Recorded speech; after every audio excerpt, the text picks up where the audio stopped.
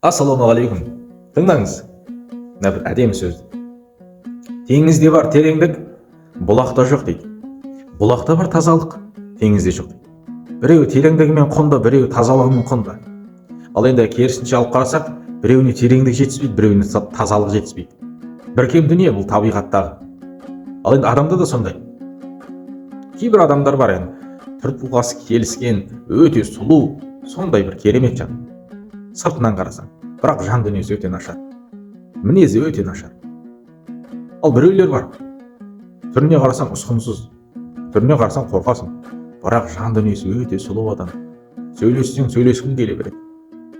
Бір адам бар өте бай, мыңғырған малы, мыңғырған дүниесі бар, бірақ бір перзентке зар. Ал біреу бар, оншақты баласы бар, бірақ байлыққа зар. Демек біркем дүние. Біреу тілге шешен, ақтарылып жатыр аузынан, а біреу мылқау. Біреу көзі туғаннан соқыр, ал біреу көзі болса да кереметті көрмейді. Негізі біз адам баласы көрмейміз ғой, өзімізде бар нәрсені көрмейміз, өзімізде жоқты ғана көреді екенбіз. Иә, жоқты ғана көреміз. Әдемі киіміңіз бар ма, сіз оны көрмейсіз. Өзіңізде жоқ киімді көресіз. Сондаймыз адам баласы. Бізге ештеңе жетпейді.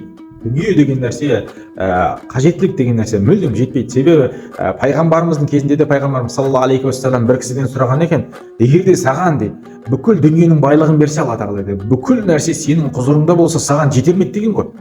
Сөзді әлгі кісі ойланбастан жоқ жетпейтін еді деген.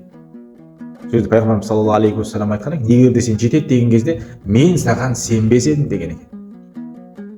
Шынында да бізге жетпейді. Жетпейді.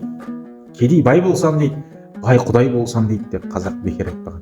Негізі қазақтың әрбір сөзі даналық қой. Қара өлеңдері.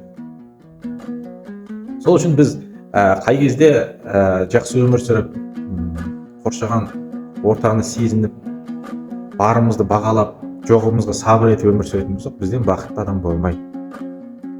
Осыған мән беріңіздер. Сізде жоқ нәрсе, біреуде болуы мүмкін, бірақ сіздегі бар нәрсе ол адамда жоқ болуы мүмкін. Барымызды бағалайық, жоғымызға сабыр етейік. Еліміз аман, жұртымыз тыныш болсын. Аман болыңыздар.